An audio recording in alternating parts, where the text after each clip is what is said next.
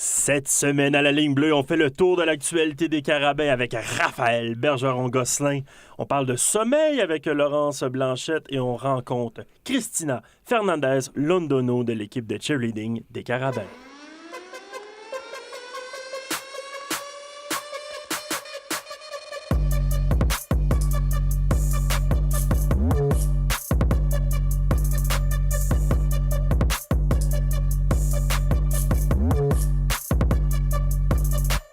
Salut les amis, bienvenue en studio pour ce nouvel épisode de La Ligne Bleue, le balado officiel des Carabins de l'Université de Montréal, en compagnie de mes deux complices du département des communications et du marketing des Carabins, Laurence Blanchette, Raphaël Bergeron-Gosselin. Bonjour à vous. Bonjour.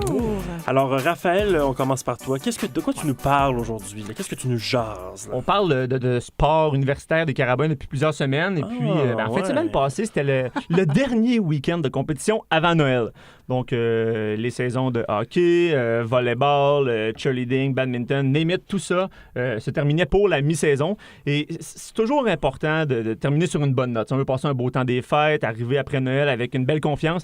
Et je pense que tous les sports que je viens de vous nommer là, ont fait de belles choses puis ont réussi leur mission de terminer sur une bonne note. On peut dire mission accomplie pour les Carabins. Exactement. Avant la pause de Noël, avant cette trêve pour compléter cette session d'automne. Ouais. Donc, on donne un beau congé aux étudiants athlètes des Carabins. Semi-congé, par exemple, parce que moi, je les vois encore pratiquer dans le gymnase. Absolument. Mais au moins, on leur donne un petit congé de compétition pour leur permettre de se concentrer sur leurs études. Et parlant de se concentrer sur ses études, Laurence Blanchette, aujourd'hui, on parle de sommeil parce qu'évidemment, c'est un enjeu à ce temps-ci de l'année.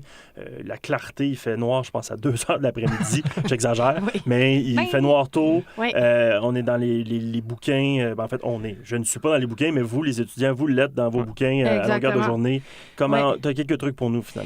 J'ai quelques trucs. Je vais vous parler de ce qu'est le sommeil, parce que maintenant, sachant qu'il y a près du tiers des Québécois, donc athlètes et pas athlètes inclus, là, qui souffrent de troubles de sommeil, je me disais, faisons le tour sur cette chose qu'on pense acquise, mais qui cause du trouble pour, finalement, la majorité, pas une majorité, mais une grande partie. Beaucoup de gens. Des Québécois. Fait quelques trucs, quelque chose à éviter, puis quelques explications là, qui démystifient un peu ce tendre concept qu'est le sommeil. moment de la journée aussi. Le Bien qu'on dort, là. un moment tant désiré, en fait, là, effectivement. dès le réveil. Je dis, effectivement, je ne suis pas étudiant, c'est un fait, mais je suis un jeune papa, donc là aussi, j'aurais peut-être besoin de petits conseils. Jeune papa, jeune étudiant, jeune vieux, là, c'est-à-dire jeune personne âgée, je veux dire, dans le sens... Habitué du Dunby, le sommeil peut se faire Habitué du Dunby, du pique-nique électronique, Oui. le sommeil est précieux, et moi, je vous parlerai de comment en profiter. Ça va être très intéressant. Et donc, comme je vous disais tantôt, on sera un athlète de cheerleading aussi parce que la saison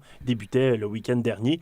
Et Raphaël Bergeron-Gosselin, on fait le tour de l'actualité des Carabins. Ouais. Pourquoi pas commencer par le cheerleading? Pourquoi pas? Qui commençait sa saison dimanche dernier. Ouais. On va en parler plus en détail tout à l'heure avec Christina, mais d'abord, On va y aller côté... apporte-nous la bonne nouvelle. Exactement. Bonne nouvelle. On a 2 équipes de Carabins, donc co-ed. Donc, pour ceux qui sont moins familiers un petit peu avec le cheerleading, c'est que c'est facile à séparer. Il y a des gars et des filles dans l'équipe. Et all girls, ça le dit dans le nom, c'est seulement des filles. Peu importe les équipes, les 2 ont terminé en première place à la première compétition Génial. de première compétition de la saison. Bravo. Et du côté RSEQ, le sport qui est vraiment certifié par le RSEQ, c'est l'équipe co-ed. Oui. Donc, c'est là qu'on regarde vraiment plus le classement, c'est là qu'il se remet des honneurs individuels, c'est là qu'on peut remporter des bannières provinciales, chose qu'on fait souvent ici, parce qu'en ce moment, cette année, on est à la conquête d'une 5e bannière provinciale consécutive de notre équipe de cheerleading. Spectaculaire. Oui, vraiment, parce que 5 bannières provinciales consécutives, il n'y a pas beaucoup d'équipes ou de sports qui parviennent à faire ça. Non. Puis j'ai parlé avec l'entraîneur... Nouvel entraîneur-chef. Nouvel entraîneur-chef, exactement. Donc, avant et après la compétition. Oui. Et pour vrai, je pense qu'il doit y avoir un bon poids qui s'est retiré de ses épaules parce que moi, elle était confiante. Vraiment, je vais mettre une chose au clair, elle était confiante, mais 2 choses. Elle disait, ça vient avec une pression, le fait d'y aller pour une 5e bannière consécutive. Tout le monde s'attend à ce qu'on soit performant. Oui, c'est l'équipe à battre, là, finalement. Exactement. Et puis cette année, elle n'avait pas le nombre exact, mais elle me dit qu'il y avait environ 5 ou 6 athlètes, hommes ou femmes, là, qui revenaient dans l'équipe par rapport à l'an passé. Donc, c'est très peu, parce que dans l'équipe, encore une fois, j'ai pas le nombre exact, mais ils sont beaucoup. Il y a beaucoup d'athlètes de cheerleading. Et puis, 5-6 vétérans, c'est pas beaucoup. Donc, tu sais, c'est de rapprendre les routines, c'est de créer une chimie, c'est d'apprendre c'est quoi être carabin, l'implication que ça demande parce que c'est plusieurs entraînements par semaine. Donc, on se présente à la première compétition, ça va super bien. Et surtout que cette année, on pourra en reparler justement avec Christina tantôt, mais rapidement, il y a un nouvel aspect, l'aspect chant, qu'il fallait inclure aux routines. Oui, tu leur as parlé de ça parce que tu as pondu un petit portrait de l'équipe jeudi dernier. Ben, chant pour chanson, oui, mais aussi pour... Il y a un moment, c'est 30 secondes, si je ne me trompe pas, dans leur routine où que la musique arrête. Puis, ils doivent vraiment chanter, crier. Genre, a cappella, genre? Ben, c'est pas nécessaire.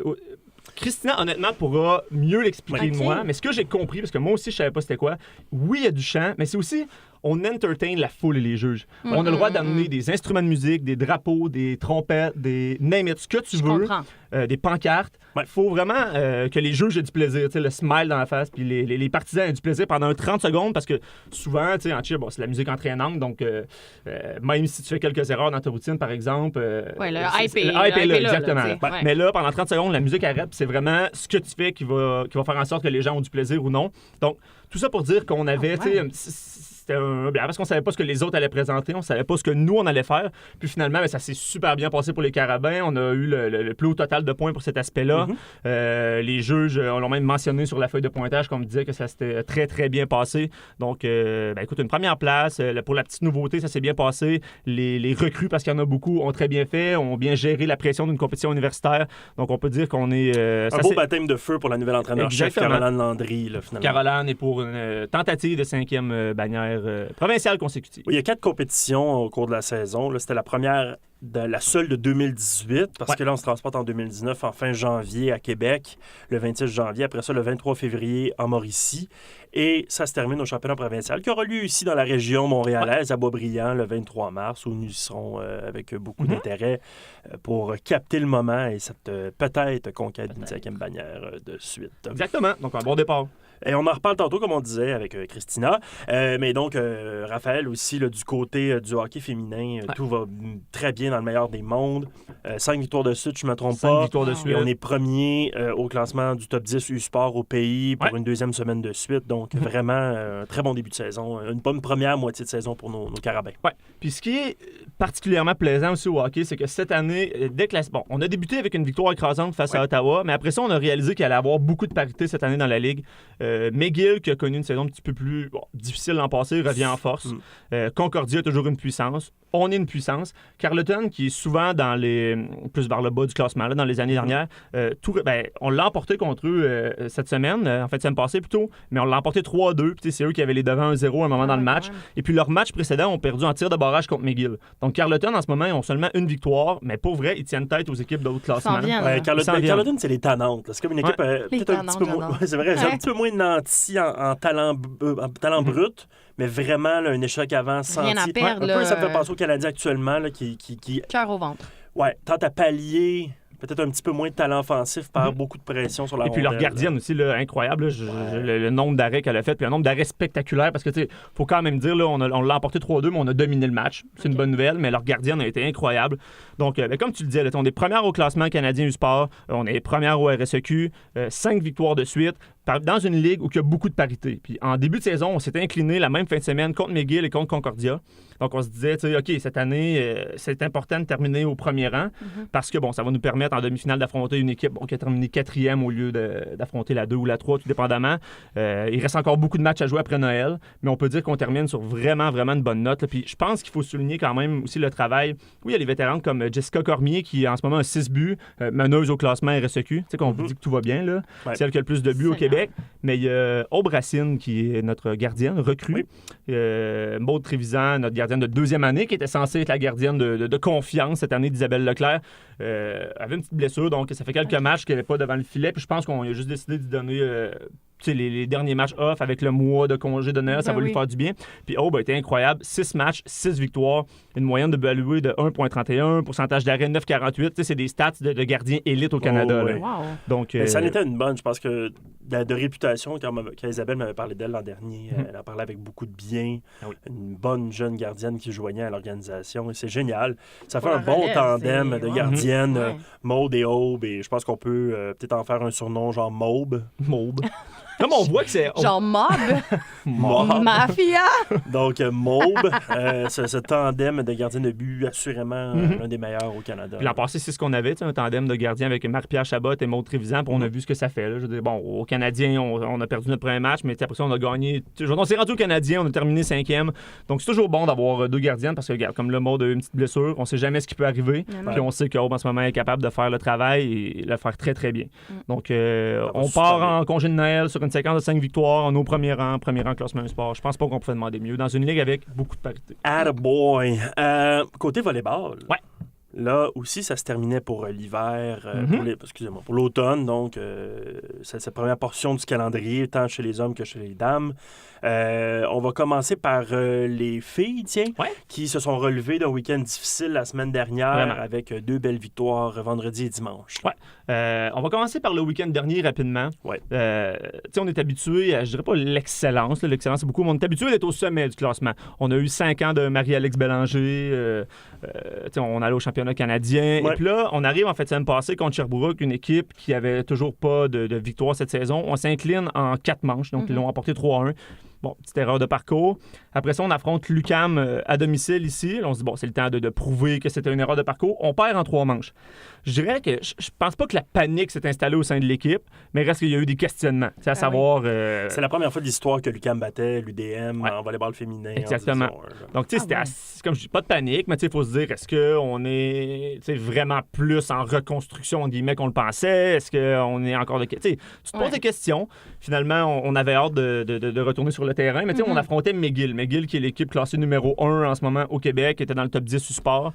Tu sais, oui, on visait la victoire, mais du moins, je pense qu'est-ce qu'on voulait, puis ça, c'est moi qui pense ça, mais tu sais, on voulait une bonne performance. Même si on avait perdu en 5-7, mais qu'on avait offert une excellente opposition à McGill, ça aurait pu être une petite victoire morale quand même. Mais là, on a fait mieux que ça, on l'a emporté en 4, devant nos partisans. That's it! Et, non, c'était un solide match contre une équipe qui était redoutable. Tu sais, c'est la première fois de la saison que je voyais McGill, puis c'est pas pour rien, là, qu'ils sont premières au classement en ce moment, là.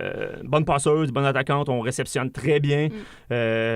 Donc, on va chercher une grosse victoire contre McGill. C'est super bon pour le moral. Après ça, on retourne jouer contre l'UQAM, qui nous avait battus en 3, je le rappelle. Puis là, c'est à notre tour de les battre en 3. Je pense qu'on a juste voulu prouver ce qu'on valait vraiment. Exactement.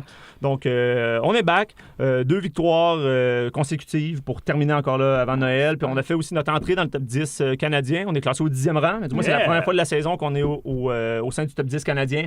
Donc, il n'y a pas mieux que ça pour terminer la saison d'automne. Et nos gars aussi ont fini ça en beauté avec 2 belles victoires contre les Reds de l'Université du Nouveau-Brunswick. Les Reds qui étaient en visite au Sepsum. Puis c'est tout le temps... je parlais avec l'entraîneur et les joueurs... C'est une équipe qu'on voit pas beaucoup parce que bon, c'est la première fois que les Reds et les Tigers de Dalhousie sont mergés, intégrés au RSEQ. Et en plus, on n'est pas habitué au calibre universitaire de jouer 2 matchs en 2 jours, même en moins de 24 heures, là, parce qu'on joue vendredi soir et on joue le samedi après-midi. C'est sûr que l'avantage n'est pas du côté non plus de l'équipe qui vient de faire comme 16 heures de route là, pour se rendre ici, là, comme c'était le cas dans... On va le faire nous, à notre tour, là, mais comme c'était le cas de... C'est pas toujours le cas, parce que là, ça n'a pas été le cas en fin de semaine, mais au au volleyball universitaire, ça arrive qu'on joue 5-7. Parce que pour ceux qui sont habitués, j'ai joué, mettons, exemple, au volleyball collégial, puis c'était des 3-7. Donc, le maximum qu'on pouvait aller, c'était en 3. Là, c'est en 5. C'est beaucoup plus demandant. Là. Fait que, au collégial, oui, ça arrive qu'on va jouer même plusieurs matchs dans une journée, mais de jouer 5-7, après ça, de jouer plusieurs matchs en dedans de 24 heures, c'est vraiment difficile. Donc, on voulait, oui, l'emporter, mais aussi limiter le nombre de sets. Vendredi soir, on commençait avec une victoire de 3-0. Je pense qu'on pouvait dire mission accomplie. Puis c'est drôle parce que je parlais avec l'entraîneur Gazi après le match, puis il me dit qu'il était presque plus stressé qu'au championnat canadien l'an passé. Ce qu'il me disait, ce qu'on voulait, là, c'était... On voulait tellement terminer avec 2 victoires. Puis là, c'est ce qu'on a fait parce que le samedi, on l'a aussi emporté en 4. Mais ça a été un petit peu plus un test, je pense. Parce que Olivier Riopel, qui est un attaquant cette année, mais qui joue aussi presque en tant que libéraux, c'est juste le fait qu'il n'y a pas le gilet de libéraux sur lui. Le mettant défensif est incroyable. Il a encore les réflexes. Exact. Il est attaquant, puis surtout une bombe d'énergie sur le terrain. Avait une mini-blessure, là, donc n'a pas pu jouer samedi, mais rien de grave parce qu'il avait joué la veille. Puis je pense que les joueurs étaient fatigués mentalement. On est en fin de session, puis il y a beaucoup d'athlètes de volleyball qui ont des gros programmes d'études universitaires, des gars en médecine notamment, donc En droit. En droit, exactement. Tu es en fin de session, tu as 2 matchs en dedans de 24 heures, peut-être un petit manque de sommeil. Je pense que tout ça mis ensemble, il y avait une petite fatigue pour certains joueurs. Ça a apparu parce qu'il y a des joueurs réguliers qu'on s'attend à les voir jouer tout le match, qui ont été retirés tôt dans la rencontre, dans un match qu'on voulait vraiment gagner pour terminer sur une victoire. Puis finalement, on a quand même été gagner ça en 4 avec une équipe... tout le monde a contribué. Là. Ça a été vraiment une victoire d'équipe. Donc, je pense que c'est encore plus satisfaisant de savoir que dans un match important qu'on veut vraiment gagner, si jamais il y a un attaquant numéro 1, numéro 2 qui n'est pas capable parce qu'il est blessé ou il est fatigué mentalement ou c'est juste pas son match, ben les autres sont là et vont pouvoir prendre la relève. Donc, ça s'est super bien passé là aussi. Génial. Puis c'est vraiment à ce moment-là, quand on a remporté le deuxième match, qu'on a vu Gazi passer d'un gars sur les lignes de côté un peu stressé à relaxer et dire OK, c'est fait. Après les 2 défaites face au Rouge et Or qu'on a subi à l'automne, surtout la première était en 3 manches, mais la dernière, c'était un match là, incroyable de volleyball, exact. C'est terminé en 5. Il dit, regarde, on pouvait pas faire mieux que la 2e place. Donc, c'est ce qu'on visait. Puis on voulait y accéder de manière positive en allant chercher seulement des victoires. C'est ce qu'on a fait. Donc là, les gars continuent à s'entraîner encore. C'est pas congé à 100%. Non, c'est mais ça. Pas de match la fin de semaine. On s'entraîne un petit peu plus. On a des petites journées de congé à gauche et à droite. Puis après ça, on revient en force pour une grosse fin de saison. Et surtout que la fin de saison, et même les championnats canadiens, c'est avant les examens de fin de session d'hiver. Donc, on ne sera pas un petit peu dans cette fatigue mentale-là de fin de session d'automne en ce moment. Là, on va vraiment pouvoir se concentrer 100% sur le volleyball. C'est la même chose pour toutes les équipes, mais on le voit, là, c'est ça. Quand en plus des étudiants dans les gros programmes, là, justement, j'arrivais très tôt ce matin puis je voyais Gabriel Chancy au 4e étage, aux tables. Les gens en train d'étudier. Youssef, notre attaquant numéro 1, technique qui... non, attaquant numéro 1, oui, qui est exactement étudiant en médecine. Puis, le gars joue des grosses minutes, là, mais des grosses manches. Là, il est tout le temps sur le terrain puis tu sautes beaucoup. Mais c'est ça, il ne faut pas oublier, c'est des étudiants athlètes. C'est des athlètes, certes, mais c'est aussi des étudiants qui, dans leur mode de vie, n'ont pas juste le sport. Non, exactement. Il y a des études, puis là, il y a la vie sociale qui embarque avec ça, il y a tout le reste. Puis... Au Québec, on compare souvent avec le hockey, là, le Canadien, là, mais les joueurs vont pratiquer le matin une petite heure, retournent faire leur sieste d'après-midi. Là, il n'y a pas de sieste d'après-midi, là, c'est plutôt des devoirs d'après-midi avant de retourner pratiquer. Pas se permettre ça. Et donc, le volleyball masculin, donc c'est terminé pour l'automne.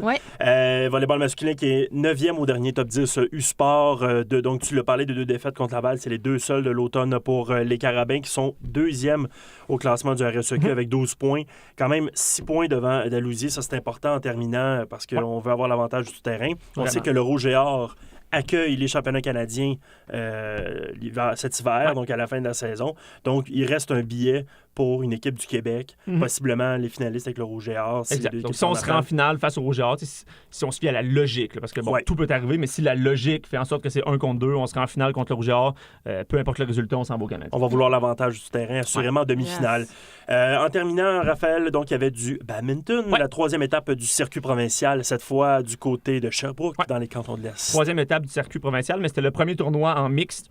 Donc, pas compliqué, on va faire ça rapide. On a gagné tous nos matchs. 4 matchs, 4 victoires. On est au premier rang du classement mixte. C'est bon pour le moral, c'est bon aussi pour la confiance, puis c'est surtout bon aussi pour le championnat provincial mixte, parce que si on réussit à garder ce rythme-là, on va affronter les 4e au championnat provincial. Mais en mixte, toutes les équipes font le championnat provincial. Tout le monde y va, mais c'est toujours bon de terminer premier, je crois. Oui. Puis juste pour faire un petit update là, du côté des filles, parce qu'il n'y avait pas de compétition vraiment féminine ou masculine en fin de semaine, mais reste qu'on est toujours au premier rang chez les filles et au 2e rang chez les gars. Puis de ce côté-là, c'est les 3 premières équipes qui accèdent au championnat provincial parce que c'est l'UQAM qui est haute, donc des laissez-passer pour les athlètes de l'UQAM. Donc en ce moment, on est en très, très bonne position pour participer au championnat provincial chez les filles, chez les gars et en mixte. Wow, excellent. Félicitations à notre équipe de badminton. Que des belles nouvelles. Raphaël, pour une dernière fois en 2018, merci pour ce tour d'actualité des Carabins parce que la prochaine étape pour le podcast, le balado officiel des Carabins, la ligne bleue, c'est le 18 décembre, ce spécial de Noël. Il n'y aura pas d'émission d'ici là, mais le 18 décembre, on revient pour un spécial de Noël. Ça te laisse le temps de cumuler, toi qui viens de terminer ta première année de calendrier avec nous. Tu es arrivé en janvier dernier avec les Carabins. Tu termines 2018 d'être avec nous. Donc, je vais te demander peut-être un petit top 50 de tes meilleurs moments. C'est bon. Je blague. Tellement. Je blague. Mais donc, tu vas nous colliger tes meilleurs moments que tu as vécu avec cette première année avec les Carabins et on va en discuter dans cette revue de l'année 2018 qui arrive le 18 décembre avec plusieurs surprises. Hein. C'est un spécial Noël, c'est un spécial temps des fêtes. On s'amuse. Voilà. On va s'amuser. On va s'amuser. Ben raide. Ça va être festif au max. À souhait. Et on n'a pas utilisé le mot lit et c'est à notre avantage. On le cherche tous, ça peut l'utiliser. Merci Raphaël. Laurence, donc Oui. on parlait de fin de session, on parlait de Gabriel qui est peut-être en train de dormir au 4e étage. oui, le On se pauvre. parle, on ne sait pas. à Mais fait. donc, aujourd'hui avec toi, on parle de sommeil pour traverser cette épreuve. Exactement, parce que j'ai fait quelques recherches et comme je disais tantôt, j'ai découvert qu'il y a près du tiers des Québécois qui souffrent de troubles du sommeil. On vient de passer le changement d'heure qui nous enlève des heures d'ensoleillement Absolument. dans notre journée. À ce qui paraît, pas à ce qui paraît, mais selon mes recherches, on dort collectivement 20 moins longtemps qu'il y a 100 ans. Donc là, j'ai vu un signal d'alarme qui s'est allumé, une lumière rouge, tel notre studio d'ailleurs. Oui. Merci à CSM. Donc, je me suis dit, qu'est-ce qui se passe? Qu'est-ce que le sommeil? Qu'est-ce qu'on fait? Principale cause des troubles de sommeil, c'est le stress. Mais avant toute chose et avant de vous parler de comment faire pour justement pallier à ça, qui est un fléau qui nous incombe tous, génération des années 2000, premièrement, qu'est-ce que c'est qu'un bon sommeil? Donc, j'avais envie de commencer par ça, vous expliquer ce que ça veut dire une bonne nuit. Donc, le sommeil, en fait, c'est constitué de cycles de 90 minutes. Donc, une nuit récupératrice voudrait dire qu'on devrait dormir de 3 à 5 cycles de sommeil. Donc, il faut enligner 3 à 5 cycles de 90 minutes. Donc, minimum 4h30 finalement. Exactement. Mais pas par cycle de 60, mais bien par cycle de 90 minutes. Tout le monde se réveille quelques fois par nuit, puis ça, c'est tout à fait normal, puis on s'en souvient pas. Puis durant les cycles de 90 minutes, il y a une phase de sommeil qui s'appelle la phase de sommeil paradoxal. C'est quand, je sais pas si vous avez déjà vu, ou votre blonde, votre conjoint, vos amis, dormir, puis que les yeux bougent en dessous des paupières. La personne dort, mais les yeux bougent beaucoup. Ça, c'est la phase de sommeil paradoxal et ça dure quelques minutes. C'est à ce moment-là, en fait, qu'on rêve et que notre cerveau est en action. C'est pendant ces minutes-là qu'on récupère et qu'on analyse tous les éléments de la journée précédente. Et c'est cette phase-là, en fait, qui survient à la fin d'un cycle de sommeil de 90 minutes. Donc, quand on n'atteint pas le 90 minutes, on n'arrive pas à aller dans le sommeil paradoxal. Donc, pour les gens qui se réveillent aux heures, donc par heure, je veux dire, qui font des cycles de 60 minutes, et donc, quand le cadran, je sais pas moi, sonne à 7 heures le matin, on est rendu à 45 minutes de sommeil dans notre dernier cycle, en fait, ils n'arrivent pas à atteindre la phase de sommeil paradoxal, donc, ça cause la fatigue. Ouais. Et si on se réveille au bon moment, à la fin d'un cycle de 90 minutes, c'est pour ça qu'on se souvient de nos rêves des fois parce qu'ils viennent d'arriver? Entre autres. Là, j'ai pas... On sait pas, là. On n'est pas médecin. Non, c'est ça. Je suis pas là. scientifique. J'avoue que j'ai pas creusé ce dossier-là, mais ça ferait du sens parce qu'en effet, c'est à la phase de cette fin-là. Des fois, on se souvient de nos rêves, des fois pas. C'est ça. Peut-être qu'il y a un lien à approfondir, peut-être. Exactement. Ceci dit, pourquoi donc quelqu'un ne dort pas? Donc, évidemment, il y a plusieurs facteurs qui peuvent causer l'insomnie. Petit Thomas, peut-être. Le jeune Thomas, dans sa crise du Terrible 2, est un facteur incroyable, lui, qui chope un virus par semaine. Mais il est cute. Il est extraordinaire, puis je veux dire, après tout, moi, je me réveille, mais lui, il souffre. Là, ouais. Il est grippé, il dort pas plus. Exactement. Là, fait que, tout le monde paye le prix. Ouais. Mais outre les Thomas de ce monde, majoritairement, la vie moderne, le mode de vie moderne en est pour beaucoup. Et là, j'ai pas le choix de vous parler de la lumière bleue de vos écrans de cellulaire qui, malheureusement, vient perturber notre équilibre circadien. Qu'est-ce que l'équilibre circadien? C'est l'alternance entre la veille et le sommeil. Donc ça, c'est ce qui nous... Dans le fond, c'est l'alternance dans le jour... Bien, pas le jour et la nuit, là, mais bref, le temps de récupération puis le temps utilisé, si vous voulez. Le problème avec cette magnifique lumière bleue de nos téléphones, de nos courriels, d'Instagram, etc., c'est que notre cerveau l'interprète comme la lumière naturelle du matin. Donc, ça diminue la sécrétion de mélatonine. Et la mélatonine est l'hormone qui est responsable de la régularité des cycles de sommeil de 90 minutes dont je vous parlais tantôt. C'est pour ça qu'il faut lâcher nos écrans avant de se coucher. Enlevez-le de votre chambre. Mais là, je vais y venir, mais oui, c'est ça. Puis je sais que c'est difficile. Moi-même, j'ai dit ça, puis j'en ai un petit urticaire. Mais oui, tout à fait. C'est une des principales causes d'un mauvais sommeil. Donc, ça augmente notre niveau d'éveil, donc on a de la misère à s'endormir. je sais pas si vous avez certainement entendu parler du fait que le sport peut aider là-dedans. Donc, c'est sûr que le sport aide à diminuer l'anxiété, qui ça trouble le sommeil. Et de plus en plus dans nos générations, les jeunes, on vit beaucoup avec ça. Là, j'ai pas de données concrètes, mais c'est des sujets qui reviennent souvent. Absolument. En fait, le sport provoque une fatigue qui est considérée comme saine. Donc, ça permet un endormissement plus rapide, un sommeil plus profond puis une meilleure récup. Il recommande à peu près 30 à 60 minutes de sport par jour.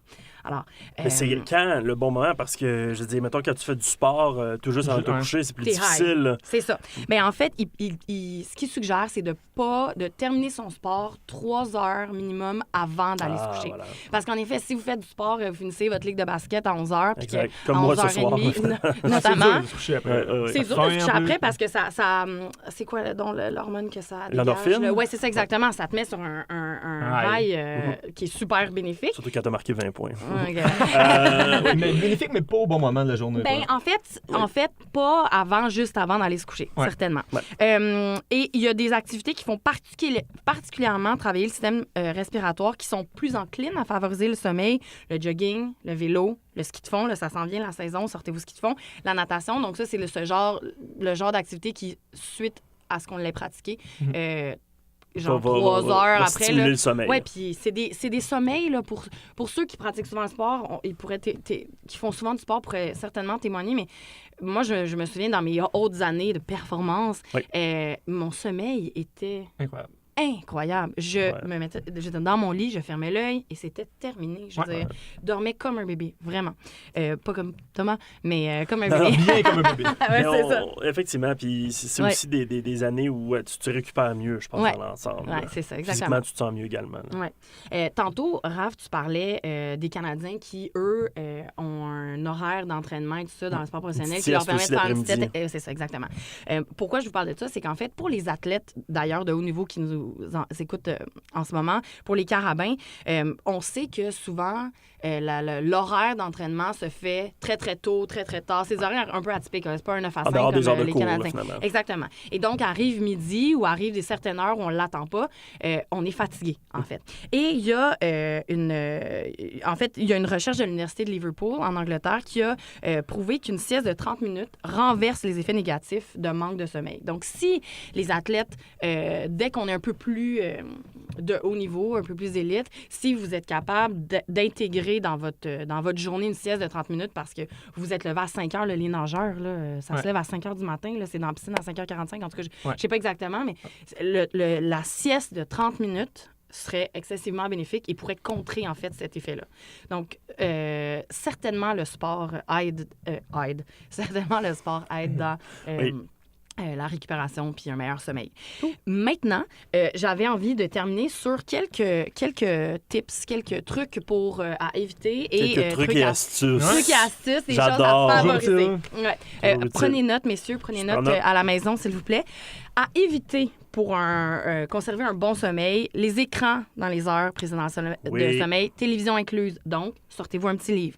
L'exercice physique intense 3 heures avant de dormir, on en a parlé. Les stimulants, donc thé, café, chocolat, Coke. Don't go there. Les repas trop copieux, le temps des fêtes s'en vient. Là, regardez vos portions. On peut manger de tout. Non, mais on peut manger tout. C'est juste, essayez d'être raisonnable un brin. Donnez-vous un petit défi. C'est pas compliqué, c'est juste lâche tes gros repas et va courir à place. C'est simple. Lâche son écran, faites de l'exercice, tout ce que j'ai pas envie de faire. C'est beau. Next, éviter les quantités excessives d'alcool.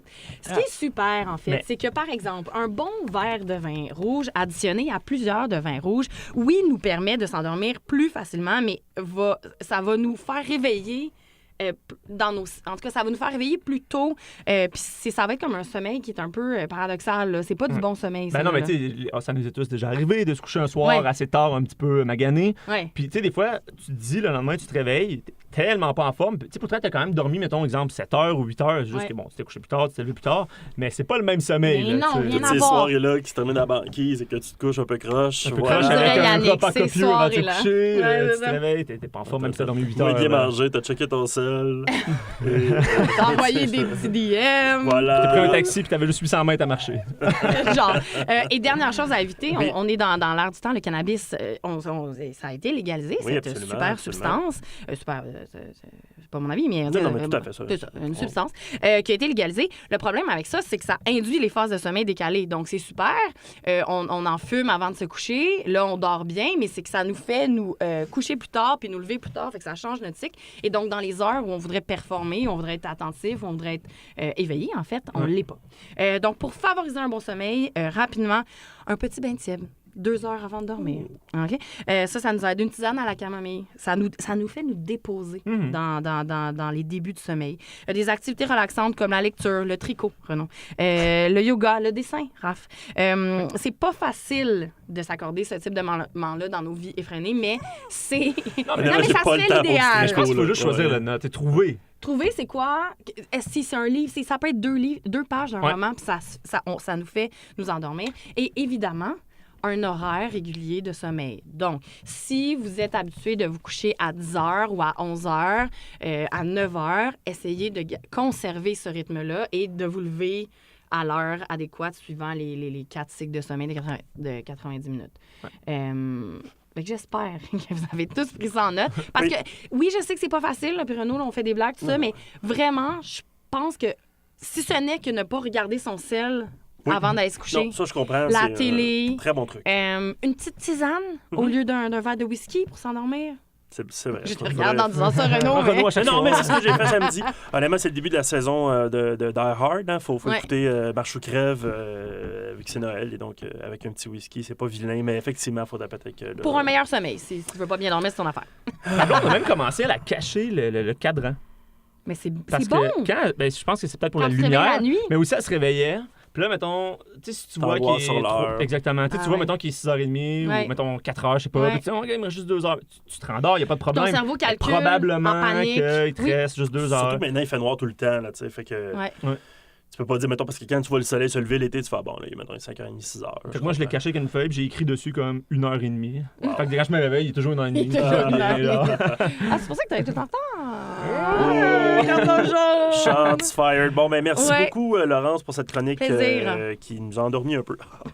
C'est une blague, c'est une blague, Ça c'est y une blague. est, notre affaire. Mais non, mais merci beaucoup. Carton rouge. Merci beaucoup pour des trucs très intéressants. Plaisir. Et donc, ça va nous aider à traverser cette période-là parce que même si on Oui. n'est pas en fin de session, on est quand même en manque de lumière, on est Ah, en on manque est de en sommeil. fin d'automne, c'est l'enfer. Et la bonne nouvelle, c'est que les vacances approchent. Hein. Please. Il faut garder la foi. Les vacances approchent à grands pas.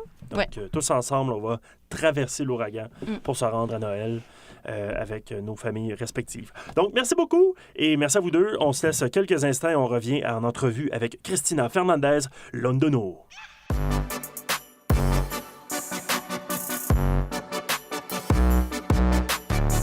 De retour en studio avec de la très belle visite, Christina Fernandez Londono de l'équipe de Carabin Cheerleading. Bonjour, Christina. Bonjour. Christina, qui on doit quand même le mentionner, athlète par excellence l'an dernier. Félicitations encore une fois pour ton prix. Mais là, donc, on recommence une nouvelle saison, on recommence à zéro, mais ça En s'est effet, très bien ouais. commencé pour l'équipe de cheerleading co-ed, mais aussi All Girls le week-end dernier. Oui, mais en fait, on est arrivé premier en termes de co-ed. Et puis le All Girl aussi premier dans sa catégorie. Puis troisième, toute catégorie confondue. Fait qu'on est quand même très fiers des deux équipes. Dans l'ensemble, ça a bien été. Il y a eu quand même beaucoup de changements dans l'équipe des Carabins Cheerleading au cours de la dernière année, au cours de l'été, si on veut. Notamment, évidemment, changement d'entraîneur-chef, c'est majeur. Qu'est-ce que ça a changé, tout ça, le fait d'avoir Caroline maintenant, non plus Alexandra? Qu'est-ce que ça a changé dans l'équipe et même dans votre préparation? Là? C'est sûr qu'il y a eu un changement de dynamique parce que Caroline est beaucoup plus occupée. Elle porte 2 chapeaux. Maintenant, le chapeau d'entraîneur-chef de l'équipe co-ed et entraîneur-chef des 2 équipes confondues. Ce qui fait qu'elle a beaucoup plus de tâches administratives. Oui. Pour nous, on le sent pas trop, mais c'est sûr que pour elle, ça doit être plus difficile en termes de surcharge de travail. Ouais, parce que, tu sais, je lui parlais récemment, puis elle me disait qu'elle a un emploi à temps plein aussi, Oui. 40 heures par En semaine. plus. Elle me disait, sur mes heures de dîner, je travaille plus l'aspect administratif des Ouais. Carabins. Tu sais, sur son heure de dîner, là, habituellement, on aime se relaxer un petit peu. Le soir, avec vous, co-ed. Puis je pense qu'elle entraîne d'autres équipes aussi. Là. Oui, au niveau civil, elle entraîne 2 équipes, si je me trompe pas. Pas avec les Alouettes aussi? Comme ça? Oui, en effet, elle travaille la fin de semaine avec les Alouettes Wow. et un entraînement semaine avec eux aussi. Bon, alors, son entourage à Caroline. J'espère qu'elle a un agenda. Disparu depuis 6 mois, c'est pour ça. Elle est littéralement partout. Donc, Caroline est très occupée, mais donc, à ce moment-là, j'imagine que la responsabilité un peu de la préparation vient aussi des adjoints, des entraîneurs, assistants entraîneurs et des leaders de l'équipe, n'est-ce pas? Je dirais que oui, du côté de Catherine, elle a beaucoup de responsabilités en termes d'équipe, mais c'est sûr qu'on est tous un peu responsables de notre propre préparation physique. On doit tous aller au gymnase se préparer par nous-mêmes, puis ensuite venir aux entraînements tout le monde ensemble. Puis c'est ça qui fait la force de l'équipe, dans le fond, c'est de savoir que tout le monde est un peu responsable de sa propre préparation physique. Oui, puis on le remarque avec l'équipe de cheerleading, c'est une équipe extrêmement responsable, extrêmement organisée. On voit juste la façon que vous gérez notamment vos plateformes sociales. On voit à quel point votre préparation est intense et tout. Qu'est-ce que ça prend pour réussir à ce niveau-là universitaire? Parce que toi, tu en es un bon exemple. Non seulement tu es athlète par excellence, mais tu fais partie aussi de l'équipe championne provinciale. Tu l'as vu. Qu'est-ce que ça prend pour réussir dans une discipline qui est très exigeante physiquement et qui a quand même 4 rendez-vous par année là, au niveau RSEQ. Ouais. Là, vous avez d'autres compétitions en dehors de ça, mais il faut se maintenir au sommet en étant juste en action quelques reprises dans l'année. Bien, c'est sûr qu'il faut beaucoup d'organisation au niveau personnel pour pouvoir s'organiser dans la semaine pour rentrer les études, les pratiques, les entraînements, mais aussi beaucoup de concentration puis de confiance parce que c'est sûr que on lance quand même des filles dans les airs. Oh, il faut qu'ils nous ouais. fassent confiance pour les rattraper. Puis, nous, il faut qu'on se fasse confiance pour pouvoir les monter. Puis, les juges nous le disent souvent, si on n'est pas confiant dans les airs, ils vont le remarquer. Fait que c'est sûr qu'il faut qu'on pratique justement avoir l'air confiant. Oui, quelque chose que je me demande, je veux dire, on voit des compétitions, puis habituellement, du moins pour vous, là, ça se passe bien en compétition. Il y a beaucoup d'heures d'entraînement. Mais comme tu dis exactement, là, en pratique, quand vous vous lancez dans les airs, là, ça arrive-tu? C'est comme des... Vous l'échapper ou des grosses En fin de session, de la fatigue. Ouais, non, mais... C'est moins ce genre de détails-là qui va nous influencer, mais c'est sûr qu'on a des chutes quand c'est surtout des éléments nouveaux. Ouais. Des chutes majeures, on essaie de ne pas en avoir parce que c'est sûr que ça peut être plus dangereux. Ouais. Mais ça arrive, puis on essaie toujours de les éviter. Quand ça arrive, c'est sûr qu'il peut y avoir des blessures, ça fait partie du risque. Ouais. Mais on s'arrange pour qu'au moins il y ait quelqu'un qui se jette en dessous pour amortir une chute. Tu parles d'éléments nouveaux. Cette année, vous avez une toute nouvelle routine que vous avez, pour une première fois au niveau RSEQ, démontré dimanche dernier. Parle-nous un peu de cette nouvelle routine. Il y a du chant notamment, il y a un peu de tout. J'aimerais ça que tu nous parles un peu de ça. En fait, la routine, avant, était 2 minutes et demie, puis on avait 4 composantes là-dedans, qui étaient la pyramide, les stunts, la gymnastique et la danse, en plus de faire des projections qu'on appelle des baskets. Maintenant, on a encore ces mêmes 4 éléments, sauf qu'ils sont réduits en 2 minutes au lieu de 2 minutes et demie. Mais on a rajouté 30 secondes de chant, le chant étant le traditionnel cheer qu'on voit dans les équipes américaines, notamment. Donc, on crie un certain cri de ralliement, d'encouragement pour pouvoir ramener la foule. Et puis, on a des pyramides, nous, par exemple, qu'on fait pendant ce chant. Et on a des accessoires, donc les pompons, les cônes, les affiches. Puis, c'est rendu obligatoire. Ouais. Ça, ce qui est cool quand même, c'est que Caroline me disait que, ailleurs, exemple, ça, c'est tout le temps inclus dans les routines. Donc, en ce moment, si vous voulez aller faire des compétitions à l'extérieur, vous n'êtes pas obligé de changer vos routines ou d'ajouter un aspect. Vous allez déjà l'avoir pratiqué. Exactement. Ça va être plus facile pour nous d'ajuster nos routines selon les exigences internationales, disons. Ouais. Parce que ce chant, justement, il est obligatoire ailleurs dans le monde. Pour l'instant, dans le réseau RSEQ, il y avait juste une équipe qui le faisait, pas au Québec, évidemment, mais il y avait juste l'UQAM qui le faisait quand ils allaient à l'extérieur. Mais maintenant, nous aussi, on va être préparés si jamais il faut qu'on le fasse à l'extérieur. Très cool, très cool. Avez-vous des compétitions hors Québec? Il y a le PCA National, il me semble? Ça, c'est cette fin de semaine, oui. On fait... le PCA National, c'est techniquement une compétition nationale. C'est pas une compétition obligatoire, donc c'est pas exactement l'équivalent d'un championnat national, mais c'est quand même le fun. On se compare à des équipes qu'on rencontre jamais, mettons. Et puis, c'est où, ça? C'est à Brampton, en Ontario. Ah, cool. C'est ça week-end, donc. Exactement. Parce que je sais que c'est l'année passée ou l'année d'avant que vous avez gagné? J'ai un trou de mémoire, mais vous l'avez gagné il y a 2 ans, on a gagné ans. Dans une catégorie dans laquelle on est cette année encore. Parce qu'en fait, notre catégorie se divise selon le nombre de garçons qu'on a dans l'équipe. Il y a 2 ans, on était moins de 4 garçons, donc on est dans du small co-ed. Et puis l'année passée, on était dans du large co-ed parce qu'on avait plus de 4 garçons. Cette année, encore une fois, on a encore moins de 4 garçons, fait que on recompétitionne dans cette catégorie-là. Et tu parlais de justement de changement au niveau de l'alignement. Il y a beaucoup de recrues cette année dans l'équipe. Comment ça se passe, cette transition-là, avec des nouveaux membres dans l'équipe? Je vous dirais qu'au début de la saison, ça a été plus difficile parce que des nouveaux membres qui n'avaient pas nécessairement fait du cheerleading, entre autres. Donc, c'est une période d'ajustement pour tout le monde, pour ceux qui sont habitués, pour ceux qui ne sont pas habitués, pour ceux qui doivent gérer un nouveau stress de personnes qui connaissent moins le sport. On doit aussi apprendre ce sport à d'autres gens. Mais par contre, on s'est tous ralliés à un moment donné dans la saison. On a dit, ça suffit, il faut qu'on soit une seule équipe et pas plusieurs petits groupes. Même si en compétition, on a l'air d'être plusieurs petits groupes. Là. Comment ça fonctionne? Tu dis c'est des gens mettons, qui n'ont pas pratiqué le cheerleading. Tu arrives quand même au niveau universitaire. Est-ce que c'est des gens qui font de la gymnastique, par exemple? Ou? Entre autres, oui. On a eu au moins deux filles qui avaient juste fait de la gymnastique avant. Moi-même étant de ce background-là, j'ai fait juste de la gymnastique avant de commencer le cheerleading. J'étais très empathique avec eux parce que je comprenais leur situation. C'est sûr que dans mon cas, ça a été plus facile de les amener vers nos routines. Par contre, on a d'autres gens qui n'avaient jamais fait de cheerleading de niveau universitaire. Mettons, ils avaient fait du cheerleading à l'école secondaire, peut-être. Puis, c'est le fun parce que pour eux, c'est de nouveaux défis. Puis, on a tous été très contents de ce nouveau challenge. Je pense que ça va bien avoir le nombre de bannières provinciales que vous avez remportées dans les dernières années. Oui, c'est assurément une belle histoire de succès quand même de réussir. Puis je pense que il y a beaucoup de sports que quand tu commences plus tard, c'est pas nécessairement un désavantage. C'est peut-être juste que tu as moins d'usure, tu as moins d'expérience, mais tu as moins d'usure, tu as encore moins d'usure et tu découvres quelque chose de nouveau, peut-être moins habitué, mais c'est pas nécessairement un désavantage, si je me trompe pas. C'est une question de force et de coordination, là, je dirais. Ouais. Par exemple, on a un garçon cette année, c'est sa première fois qu'il compétitionne à un niveau aussi élevé. Il avait déjà fait de façon récréative, mais il est quand même fort. Il comprend les défis de la routine, fait qu'il s'adapte assez facilement. Parle-nous de toi, justement. Tu me parlais que tu viens du domaine de la gymnastique. On aimerait profiter du fait qu'on a l'athlète par excellence au Québec en studio pour en savoir un peu davantage sur toi. Parle-nous un petit peu de ton parcours qui t'a mené jusqu'ici au Carabin. Moi, j'ai en fait fait de la gymnastique pendant à peu près 7 ou 8 ans, de niveau compétitif, entre le provincial et le national au Canada, en fait. Puis j'ai arrêté, en fait, j'ai arrêté très tôt, j'avais 14 ans ou 13 même. Entre-temps, j'ai essayé de me recycler dans d'autres sports, le soccer, la course un peu, la natation, rien de très... Mais tu as toujours été active, finalement. Oui, mais c'était rien de compétitif, puis c'est ça qui me manquait, en fait. Ouais.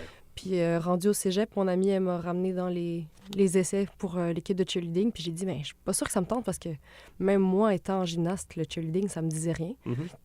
Puis c'est sûr que ma première saison, je faisais pas grand-chose à part de la gymnastique, mais j'ai appris à aimer ce sport. Puis maintenant, je trouverais ça difficile de le laisser partir. Mais je comprends. Si une équipe qui est bien soudée, c'est bien celle-là. Là. C'est vraiment, en tout cas, on voit aller, on sent qu'il y a une belle effervescence au sein de l'équipe. Donc, la quête, on parlait d'un 5e championnat provincial potentiel. Donc, c'est ça votre objectif cette année, naturellement. Première étape, c'était le week-end dernier. Là, il vous reste encore deux autres étapes avant le championnat provincial. C'est quoi les prochaines étapes pour vous d'ici le 26 janvier à Québec? Beaucoup d'entraînement pendant le temps des fêtes. Qu'est-ce que vous faites? C'est sûr qu'on a des vacances pendant le temps des fêtes, mais en fait, puisqu'on est dans la semaine juste avant notre compétition PCA Nationals, on va pas rajouter grand-chose à la routine. On va essayer de refaire une routine qui est parfaite. Comme on a fait au moins 1 sur 2 routines la semaine passée, a été 0 déduction, ce qui est toujours l'objectif. Wow. L'autre a été... On a reçu quelques déductions, mais selon l'ancien système, ça aurait été une 0 déduction. Ouais. Mais le système de pointage a changé. Sinon, d'ici le mois de janvier, on veut essayer de rajouter des nouveaux éléments en routine. Donc, des choses qu'on a déjà pratiquées, mais qu'on n'était pas prêt à présenter. Fait qu'on va essayer de les remettre en routine. Donc là, vous allez à Québec, après ça, en Mauricie. Et là, vous revenez dans la région de Montréal pour le championnat provincial fin mars. Donc, lorsqu'on va vous voir à fin mars, on va peut-être voir même d'autres nouveaux éléments dans cette routine-là. C'est certain que l'objectif des coachs, c'est tout le temps de rajouter au moins un nouvel élément dans chaque routine à chaque fois qu'on la présente. Pour l'instant, ça a l'air bien parti pour PCA. Ensuite, c'est sûr qu'on connaît déjà les éléments qu'on veut rajouter. On ne sait juste pas encore dans quel ordre eux vont vouloir les rajouter puis à quelle vitesse. Même au championnat provincial, on y va avec une nouveauté qu'on n'a pas fait de l'année. Oui, parce qu'on a quand même 1 mois pour se préparer entre chacune des compétitions. Donc, c'est sûr qu'en 1 mois, on a le temps d'essayer plusieurs choses puis de voir laquelle fonctionne le mieux. Parce que je ne me trompe pas, il y a 3 compétitions de saison régulière, si on peut appeler ça comme ça, puis le championnat provincial. Le championnat vaut pour 50% de la note, hein, c'est ça? Ben, c'est 50%, mais en fait, ça dépend du classement. Le premier, il gagne 50 points. OK. Donc, même si on était à 0,1 de la première place, on aurait 10 points de moins. Ouais. Donc, c'est là où est-ce que ça devient beaucoup plus important d'avoir ce championnat provincial parce que c'est celui qui vaut le plus. Ouais. Mais on est quand même content d'avoir 10 points en poche avec notre première compétition. Absolument. Ça pour la confiance. Ben oui, ça promet beaucoup cette saison de cheerleading. Christina Fernandez-Londono, merci beaucoup d'être passée nous voir en studio aujourd'hui. Et merci évidemment, naturellement, on vous souhaite la meilleure des chances pour la suite des choses. On va vous suivre, on va parler de vous au cours des prochains mois. Mais d'ici là, donc, bonne chance au PCA au PCA Nationals ce week-end. On vous souhaite de revivre ce que vous avez vécu il y a 2 ans et on va suivre ça de bien près. Merci beaucoup. Merci.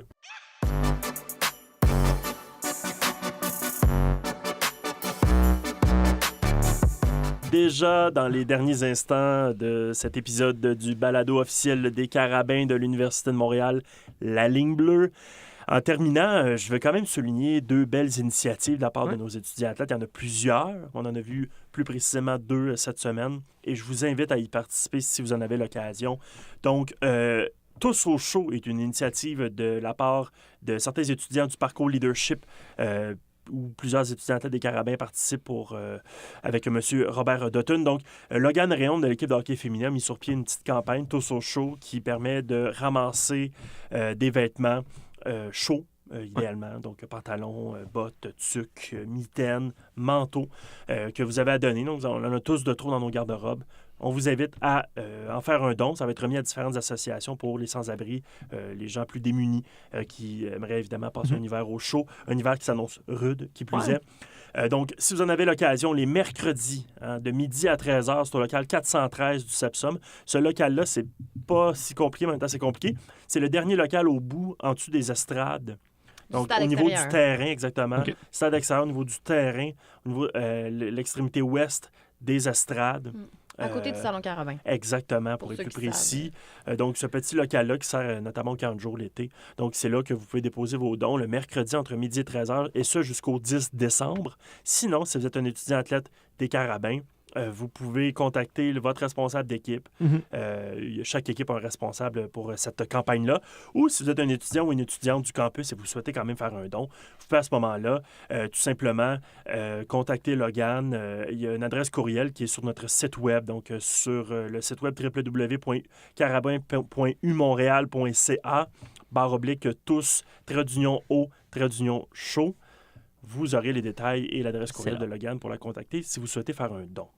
Également, mardi avait lieu le premier nage au thon Linda Simon, une belle initiative de la part d'une de nos nageuses de l'équipe de natation, Frédéric Signa, une nageuse de 2e année, dont malheureusement la maman est décédée à l'âge de 46 ans du cancer du sein. Donc, ils ont amassé des fonds hier en nageant 1 heure par équipe, un petit nage au thon très sympathique dans la piscine du Sepsum pour ramasser des fonds pour la Fondation du cancer du sein du Québec. Mais la bonne nouvelle, c'est qu'il est encore possible de faire un don. Si vous souhaitez le faire a posteriori, vous pouvez aller sur le site rubanrose.org, le site de la Fondation du cancer du sein du Québec. Et dans le petit appareil de recherche, vous n'avez qu'à écrire Nage au thon ou Linda Simon.